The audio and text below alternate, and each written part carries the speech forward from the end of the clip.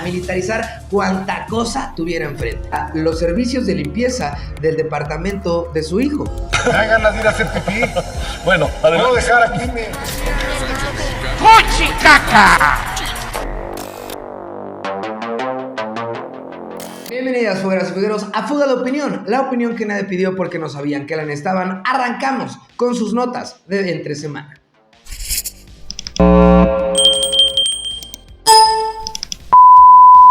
Fuegueras y fugueros, como todos saben, las trompetas del apocalipsis ya fueron tocadas. Así es, nos referimos a que estamos en tiempos de ver quién va a ser el cochino o la cochina que va a mamar como nunca nadie antes ha mamado del erario de nuestros estados. Así es, nos referimos a las elecciones de Coahuila y el Edomex, en donde los 7 pecados capitales ya se materializaron en cada una de las candidatas y los candidatos. Pero vamos primero a Coahuila, en donde se realizó el primer debate a la gobernatura de este estado, en donde ustedes se preguntarán, ¿qué es lo que se dijo? ¿Acaso hicieron propuestas puntuales para el desarrollo de estas entidades? Quizá hicieron una valoración acerca del actuar de sus partidos de origen para ver en qué pueden mejorar, o tal vez se comprometieron a combatir la corrupción y el crimen organizado, y yo les diré, no, más bien convirtieron este espacio de interlocución para con la población en algo muy parecido a un sketch de la hora pico.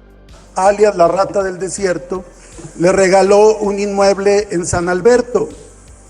Cuando te metieron en Topo Chico por defraudar por 20 millones al Banco de Comercio Exterior, estoy hablando. 20 millones al Banco de Comercio Exterior, contestar. que defraudaste a los japoneses. Traidor sin vergüenza. Sombrero. No, porque no se oye. No, ¿se puedo dejar? Sale. A ver, le pregunto, candidato, el tema... Pero ¿saben qué? Mejor no voy. No me lo vayan a robar. Bueno. ¿Saben qué? No me lo vayan a robar porque... Pregunto, tengo la impresión de que todo el país extraña que se llama las escuelas de tiempo completo. ¿O qué haría con eso? ¿Las escuelas de tiempo completo? Sí. Pues sí, a mí me tocó de esa manera. Sí. Yo creo que sí. Desgraciadamente, con el crecimiento de la población, ha habido esa problemática y está pasando eso.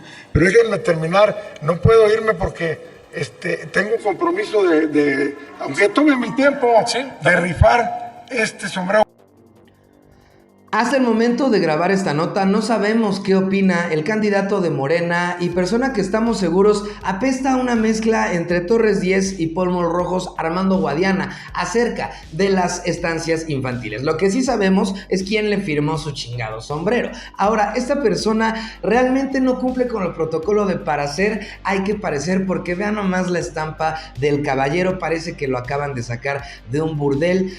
Pero bueno, parece ser también que los coahuilocos son más como la esposa que defiende al marido golpeador, ya que quien encabeza las preferencias en esa entidad es Manolo Jiménez. Sí, candidato de la alianza PRI-PAN-PRD, pero de origen priista. Aunque seamos honestos, la tienen bastante complicada, porque entre el viejo PRI, es decir, el PRI, y el nuevo PRI, es decir, Morena, realmente no hay mucho de dónde escoger. Por otro lado, ahorita se está viviendo el debate en el Edomex, el primer debate en el Edomex entre la desconocida Alejandra del Moral y la delincuente electoral y persona que estamos seguros que dice Aiga, Delfina Gómez, en donde estamos seguros también que nos va a dejar joyas para el internet. Si quieres saber qué fue lo que se dijo en este debate, lo estaremos comentando la próxima semana. Mientras tanto, no se despegue, regresamos con más información.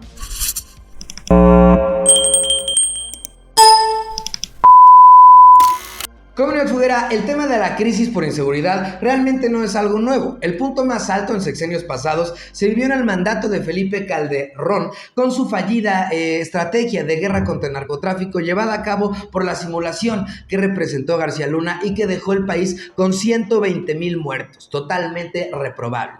Sin embargo, igual de reprobable resultó el sexenio de nuestro cabecita de estopa Andrés Manuel López militarizador, el cual ya va en 150,000 muertos. Andrés Manuel López Obrador se dispuso, entrando a su sexenio, a militarizar cuanta cosa tuviera enfrente. El AIFA, el Tren Maya, los bancos del bienestar, las aduanas y hasta los servicios de limpieza del departamento de su hijo, José Ramón López Beltrán. Que no se les vaya a olvidar que mientras los mexicanos éramos masacrados el año pasado, el ejército mexicano se dedicaba a limpiarle el baño al hijo del presidente. Ahora, esto hizo quedar a AMLO como un viejito mentirosillo, ya que una de sus promesas de campaña fue precisamente la de regresar al ejército a sus cuarteles, cosa que, como ya dijimos, no solo no sucedió, sino que empeoró, porque ahora hay militares en todos lados. A esto y bueno, estos actúan también indefinidamente y también indirectamente con total libertad. A esto en este programa le conocemos como el síndrome de Belinda, es decir, le da a todo lo que se mueva. El problema aquí es que son balas, y esto incluye a la población civil. Ejemplos hay dos tan solo en lo que va del año, con la masacre en Tamaulipas, en Nuevo Laredo, en donde elementos del ejército acribillaron con más de 90 tiros a 5 jóvenes que salían de una fiesta. Y la tragedia se repite este fin de semana, cuando elementos del ejército acribillaron de igual manera una camioneta que viajaba también de Nuevo Laredo a Monterrey, falleciendo en este caso el conductor de la unidad y padre de familia, junto con una madre que iba embarazada, la cual falleció igual que su bebé. Hasta el momento de grabar esta nota, los militares no han sabido explicar por qué fue que atacaron a esta camioneta, y esto se suma a un nuevo escándalo por parte de la Sedena, ya que gracias a un reportaje de Mexicanos en contra de la corrupción y la impunidad, sabemos acerca de los viajes que ha hecho el secretario de la Defensa y titular de la Sedena, Luis Crescencio Sandoval, quien se ha paseado al más puro estilo de Luisito Comunica por todo el mundo, recorriendo lugares como Nueva York, como Milán, como Vancouver, entre muchos otros, lugares altamente lujosos que dan al traste con el discurso de la austeridad republicana. Todo esto con cargo al erario, por cierto, y además llevándose a toda su familia.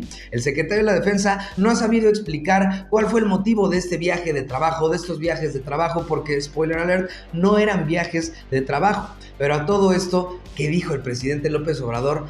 ¿Y qué? ¿Cuál es el problema? A esto, damas y caballeros, se le llama ser hipócrita, porque cuando Peña Nieto sí hacía viajes oficiales, como el caso de ir a Buckingham, al Palacio con la reina Isabel en 2016, y se llevó a toda su familia, Andrés Manuel López Obrador y su comitiva se rasgaron las vestiduras diciendo que era un atraco al erario y un abuso de poder. Pero ahora que ellos son el poder, la respuesta es sencilla: sí viajaron. ¿Y qué? Todo esto gracias al hackeo de los Guacamaya Leaks o los Sedena Leaks, los cuales ponen en jaque el actuar de la Sedena y la operatividad de la Sedena en el país, poniendo en riesgo y en cuestionamiento también lo que se había venido discutiendo acerca del traslado de la Guardia Nacional hacia la Sedena con un mando militar. Sin embargo, en este cochino pero bello país aún existe algo llamado tripartición de poderes, y la Suprema Corte de Justicia de la Nación ya le sacó una nueva úlcera al licenciado. ¿Quieres saber de qué se trata? Quédese para nuestra siguiente nota. Volvemos.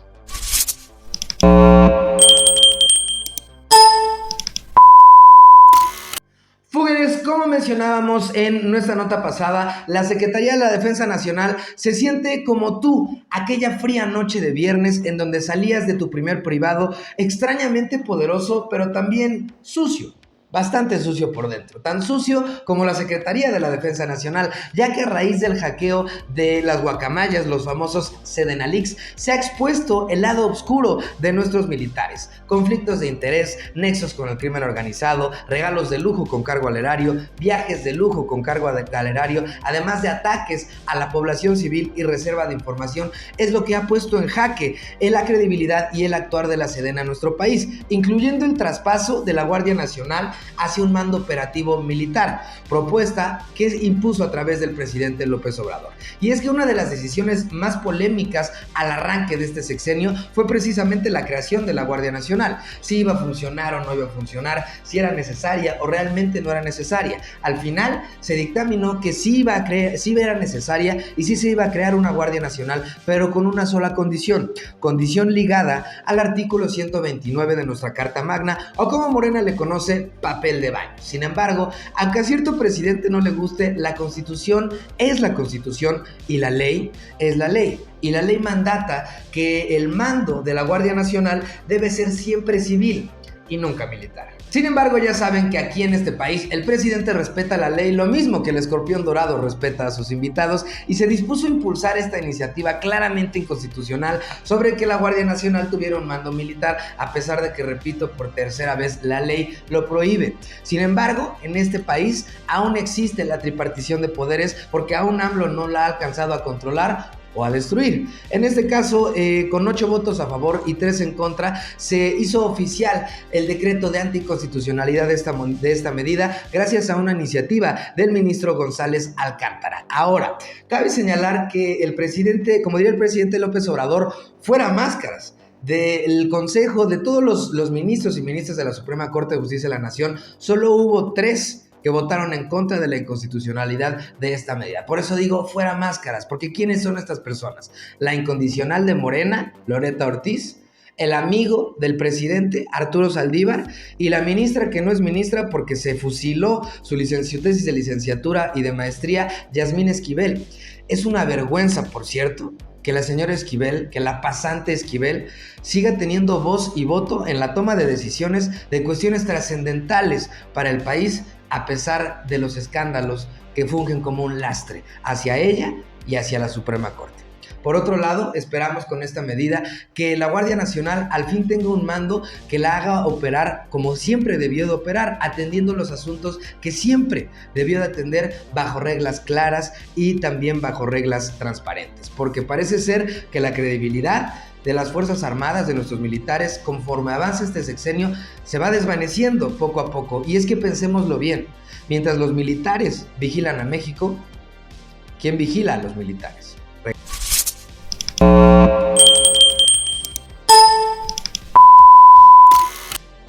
Para nadie es un secreto que en este sexenio el presidente López Obrador está más decidido a golpear a los órganos autónomos de lo que un monaguillo estaba decidido a correr por su vida y su colita cuando se le acercaba el padre Maciel. Ya lo vimos con los ataques al INE, la reforma electoral y también el plan B de López Obrador, que fueron bateados en el Congreso de la Unión y en la Suprema Corte de Justicia de la Nación. A esto además del fracaso del plan C de AMLO para con el INE. Además, su partido, Morena, fue el autor intelectual de una reforma que intentaba limitar el actuar y la capacidad de sancionar por parte del Tribunal Electoral del Poder Judicial de la Federación, y ahora AMLO se ensaña con un nuevo organismo autónomo y de transparencia. En este caso hablamos del INAI. ¿Pero qué es el INAI? Se estarán preguntando. El INAI es el Instituto Nacional de Acceso a la Información. Como todo órgano autónomo, tiene a unos comisionados, sus operadores, que cumplen con un periodo y después se van. Pero hay personas electas por ciertos órganos, como en este caso el Senado,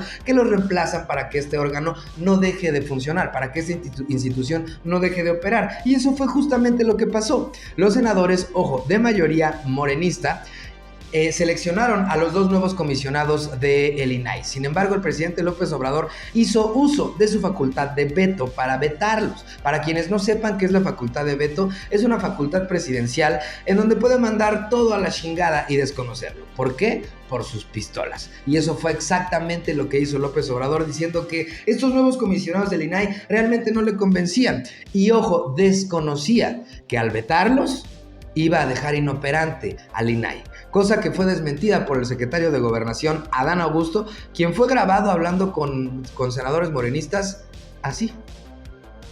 Cuando se está por vencer el plazo para la publicación o el plazo para que el presidente pudiera objetar esta designación, una mañana me dice: oye, es cierto que el INAI está por quedarse en estos días sin otro magistrado, eso, consejero, comisionado. Y dije, bueno, pues sí, termina el mandato de uno de ellos. Y me dice: ¿y qué sucede si lo vetamos o no publicamos?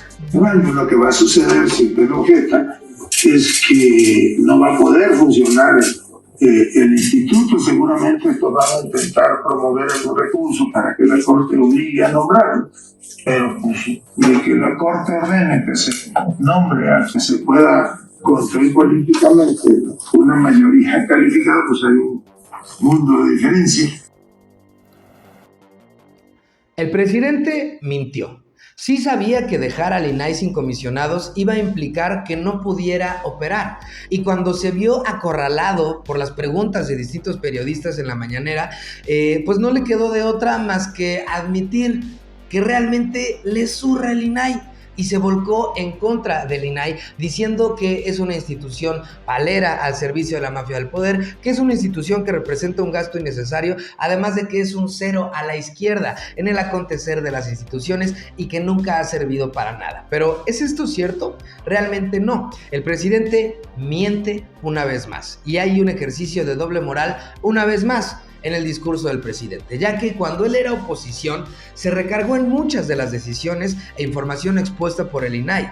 El INAI ha servido también en sexenios pasados como el de Enrique Peña Nieto para ejemplificar y también para exponer el tema de la Casa Blanca de Enrique Peña Nieto, el tema de irregularidades en las finanzas de gobernaturas priistas, y López Obrador lucró electoralmente con eso. Pero ahora que son gobierno, el INAI sigue haciendo su tarea normal y gracias al INAI se saben los escándalos de este gobierno en este sexenio, como los contratos fraudulentos de la prima de López Obrador con Pemex, como la Casa Gris del hijo de López Obrador o como el escándalo de Segalmex. Nada más y nada menos del que ya le hemos contado en entregas pasadas. Ante eso el presidente pues ahora sí decidió catalogar al INAI como una institución palera al servicio de la mafia del poder. Yo repito, cosa que con el ejemplo que les acabamos de dar es falso. El INAI sirve y el INAI necesita operar.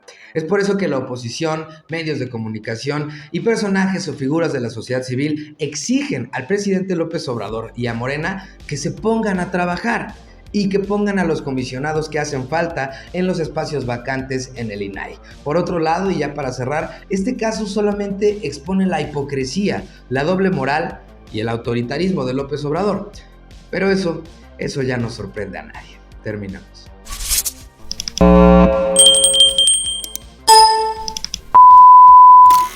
A nombre de todo mi equipo de trabajo, les agradecemos su sintonía y les recomendamos que se suscriban, comenten y compartan y denle like para llegar a más personas que como ustedes nos pidieron nuestra opinión porque no sabían que la necesitaban. Yo soy Max Corrales, nos vemos el lunes.